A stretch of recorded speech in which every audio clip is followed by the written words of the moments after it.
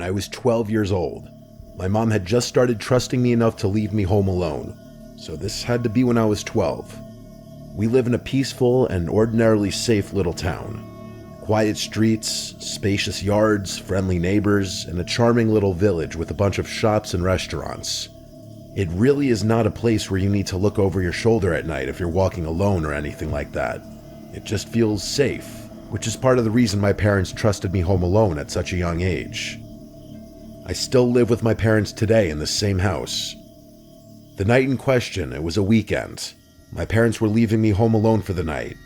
When we were really little, my grandparents would watch my older sister and I, but since my sister wasn't home for whatever reason, and since I was kind of old enough to be left alone at that age, my parents decided to just trust me by myself.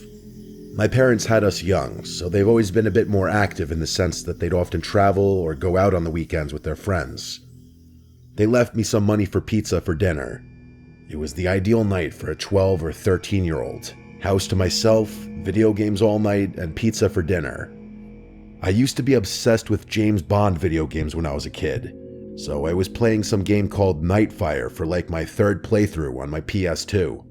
After I finished the game again, I decided to order the pizza.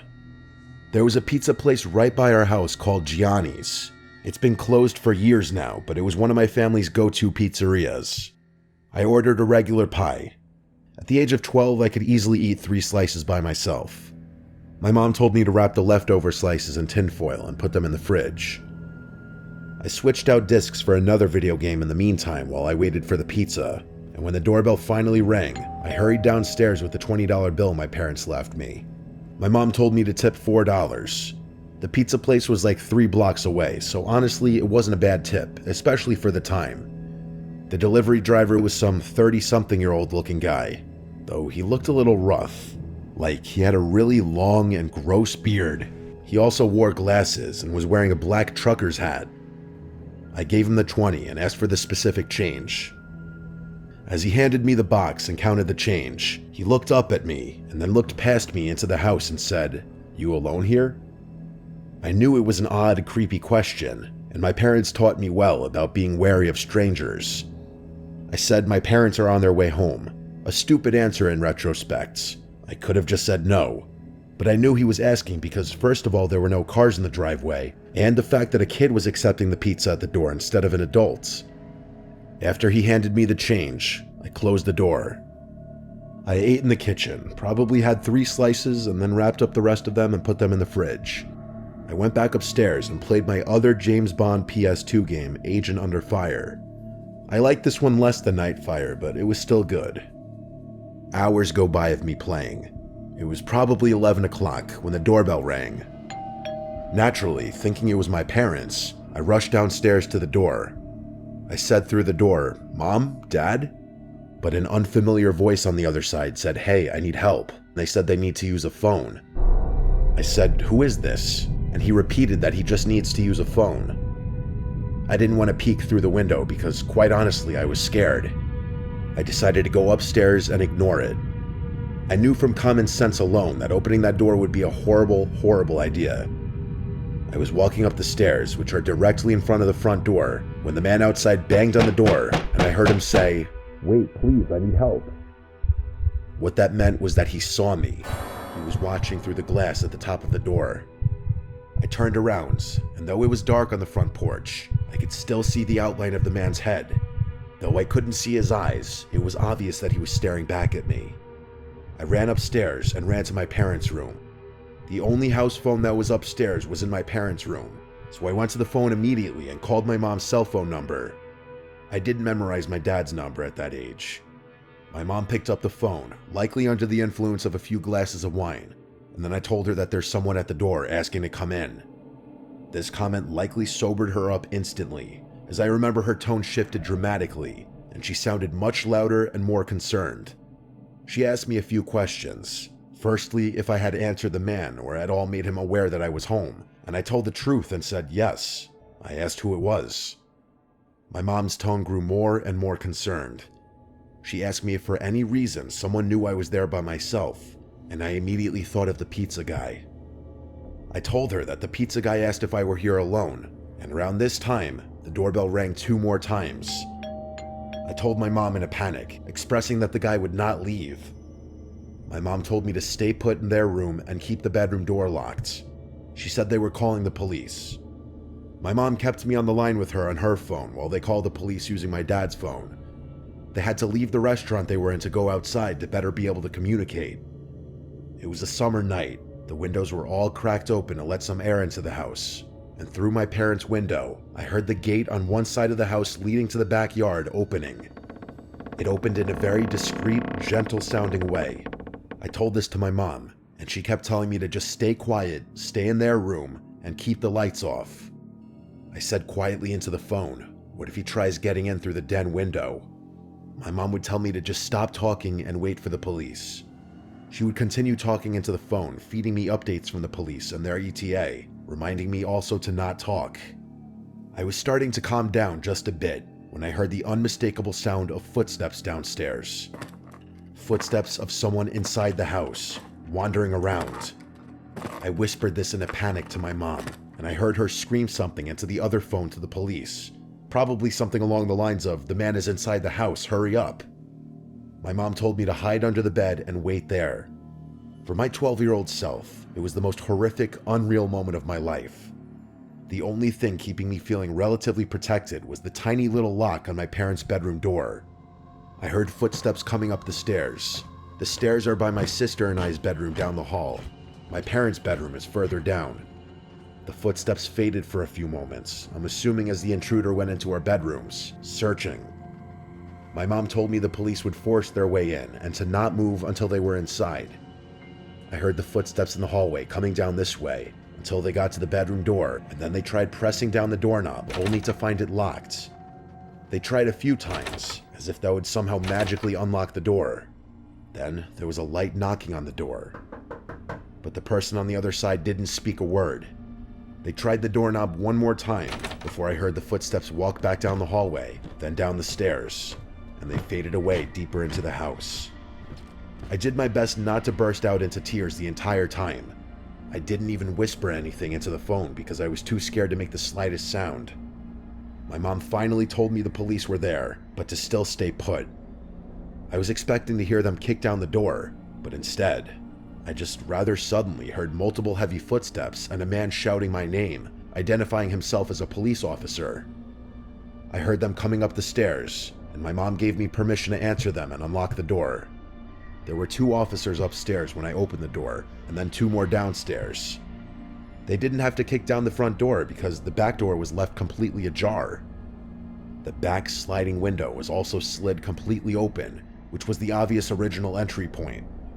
I had to talk with the police and tell them everything that happened, including my suspicion of the pizza guy, with my parents listening in on the phone. They were en route home, and by the time they got back, there were only 2 police officers still at the house. With the police report including a note of the pizza guy, they said they'd do their investigation.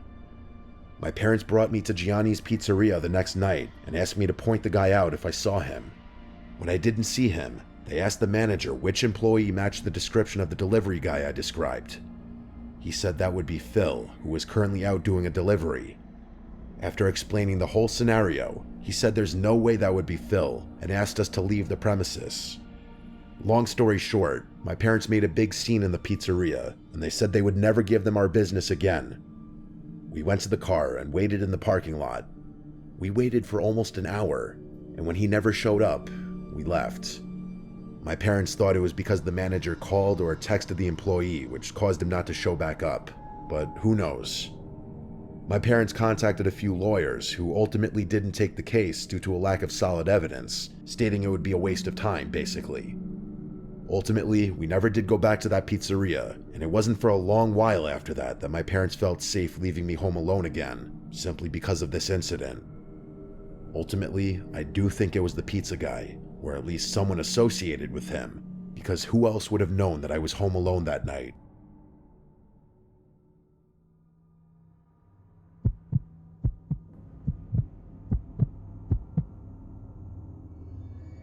When I was a teenager, my parents and I moved from California to a secluded area in North Idaho. My parents had just retired and built their dream home deep in the backcountry. We had no neighbors in sight, just forest. endless, dense forest that backed right up to national parkland and paper mill logging grounds. The house was massive, 2 stories, a gym, a full bar and pool room, and a legit movie theater set up in the basement. It felt like the kind of house people dream of. Remote, quiet, perfect. Or so it seemed. I was dating my high school girlfriend at the time. One night, while my parents were out on a date downtown, I invited her over to hang out and watch a movie. We were completely alone. I cracked open a beer. I was underage, but figured no one would care, and we headed down to the movie room to watch Gladiator. Everything started out normal, but somewhere around the midpoint of the movie, maybe close to midnight, something switched in me. Out of nowhere, I was overwhelmed with this fight or flight feeling. It was like my body sensed something my brain couldn't see. My heart was pounding, and I kept glancing at the uncovered windows behind us that looked out into the pitch black woods. I didn't want to freak out my girlfriend, so I kept it to myself. In fact, things got a little heated between us during the movie. But the whole time, I couldn't shake the feeling that we were being watched. I didn't know from where, but I knew. After the movie ended, I walked her upstairs and out to her car. The house was dead quiet again. She drove off, and I turned to go back inside, when I remembered I'd left the bar, pool room, and movie room lights on. So I went back downstairs. I turned off the lights in the movie room first, then paused. My eyes drifted to the large window that looked into the backyard, and that's when I saw him. Man, he looked homeless. Wild hair, filthy clothes, but what froze me in place was his expression. He had the biggest, creepiest smile I've ever seen, with wide, staring eyes that looked absolutely deranged. And in his hand was a knife. He was gently tapping it on the glass over and over. At first, I thought I was hallucinating. I slowly backed away and went to the bar room to shut off the rest of the lights. That room has a sliding glass door that also faces the woods. I flipped the switch and watched in horror as the man calmly walked from the window to the door, still smiling, still staring. At this point, we were less than a foot apart, just the glass between us. He didn't try to get in. He didn't move at all. He just watched me. I went upstairs without a word. Right then, my parents were walking through the door. I told them I think I need to go to the psych ward or something. I swear I just saw a guy with a knife watching me outside. My mom went pale. My dad's eyes narrowed, and without a word, he went to the gun safe, grabbed his rifle, and stormed out to check the property. I asked my mom what was going on, and she said there have been a few break-ins in the area. A guy wandering through the woods trying to get into homes. The description you gave matches exactly. The police were called, but they didn't find anything. No signs of entry, no footprints, just cold black woods. That should have been the end of it, but it wasn't. That night, as I tried to sleep, I could hear a light tapping sound beneath me. My bedroom was on the 2nd floor, directly above the movie room. It sounded like metal gently tapping glass. I tried to convince myself it was nothing. The tapping lasted for hours. This happened night after night for weeks. Sometimes it would stop. Sometimes I'd wake up at 3 a.m. and hear it faintly again. I even thought I heard footsteps on the roof one night. I checked the windows, but I never saw anyone. Still, I couldn't shake the feeling that I was being stalked, watched. Then winter came.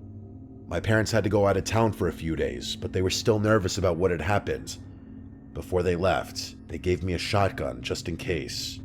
We also had a big Rottweiler, sweetest dog you'd ever meet and totally silent, unless something was really there. One night while I was home alone, I heard slow, crunching footsteps in the snow outside, heavy and deliberate. The dog stood up, ears perked, and began growling low and deep at the front door. Then barking, ferocious, loud, and non-stop. He only ever did that when he saw something real. I stayed silent.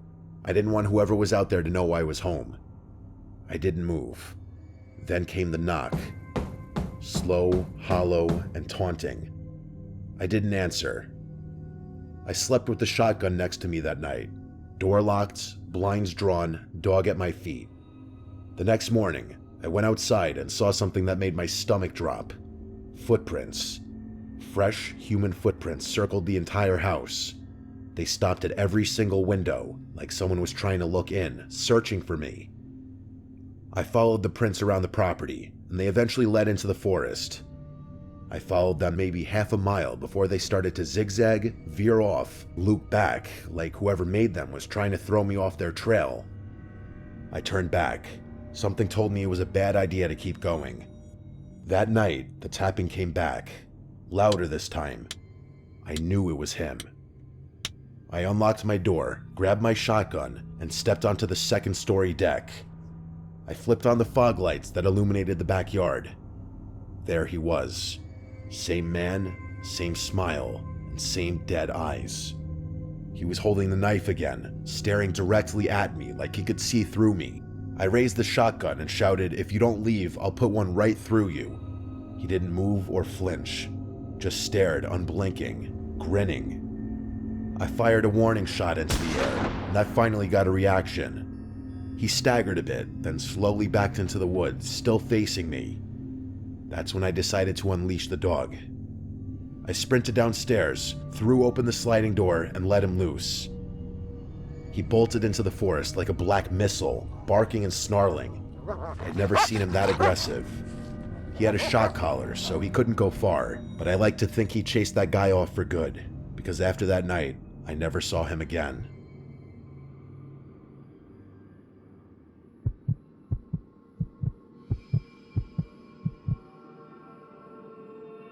This happened in March of 2022 during spring break. I was in my second year of college. My friends and I, 6 of us total, decided to rent a cabin out in South Carolina for a few days, just to get away from everything. No school, no stress, no phones. It was supposed to be one of those quiet trips where you drink too much, play music too loud, and maybe make some memories you'll laugh about later. There were 4 of us guys, me, Matt, Chris, and Tyler, and 2 girls, Jess and Sarah.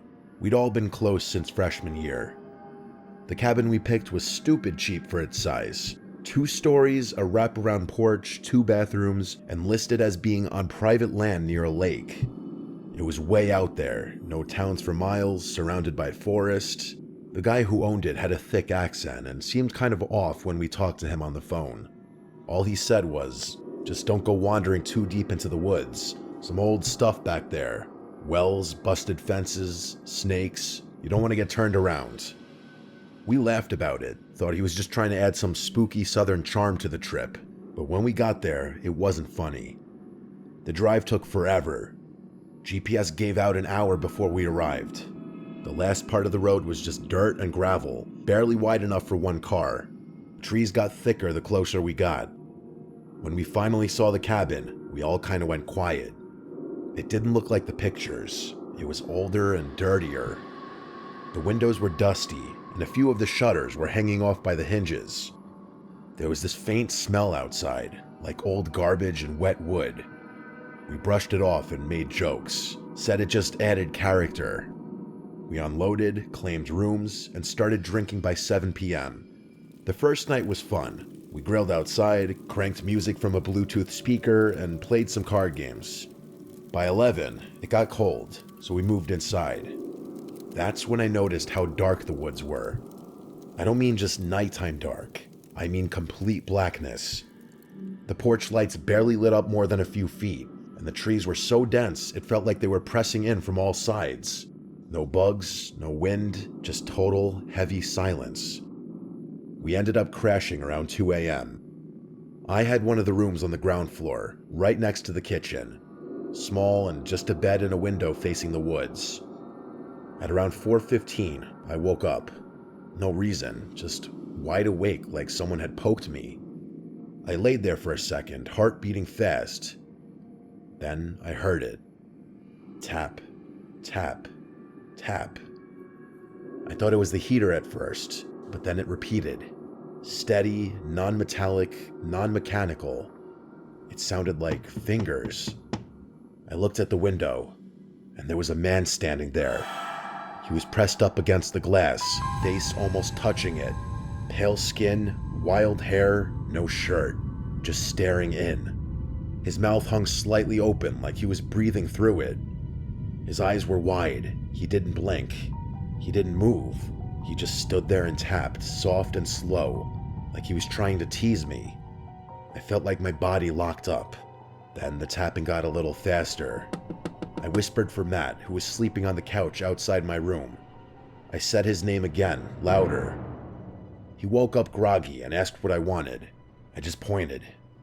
He looked over, saw the man, and immediately jumped up, knocking over the coffee table.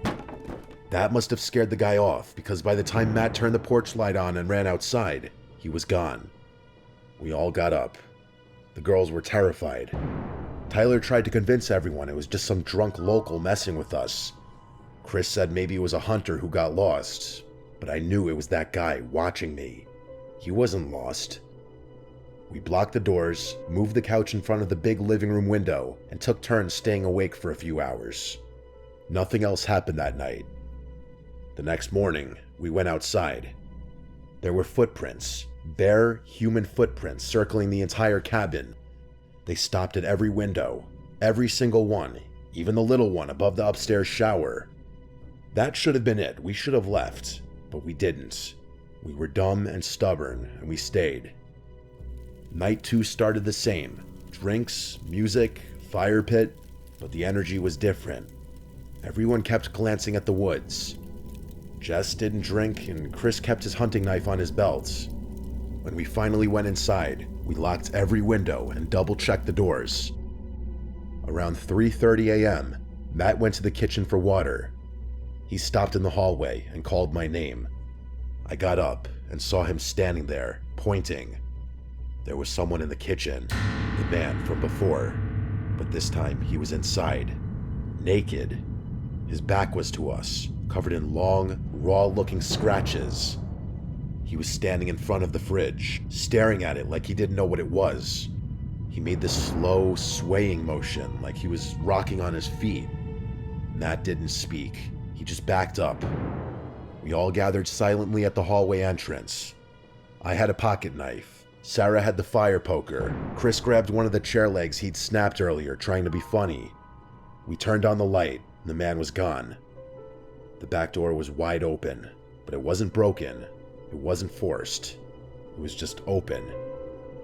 We left 20 minutes later. No one argued. We packed only the basics, wallets, keys, phones, and drove through the woods until we had enough signal to call the sheriff. When we met the deputy at a diner off the highway, he didn't look surprised at all. He asked if anyone was hurt, then said, "Yeah, we've had some trouble with folks squatting up in those woods. Not always right in the head." We tried to explain it wasn't just some homeless guy. This man watched us, came back 2 nights in a row, and had a key or somehow got inside. The deputy just nodded like he'd heard it before.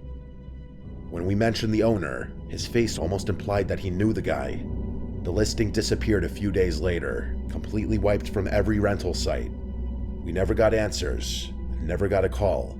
We never even got our deposit back. But that face, the way he looked at me through the window, I still see it sometimes when I wake up at night. We don't talk about that trip much anymore, but as far as I know, none of us have been back to South Carolina since.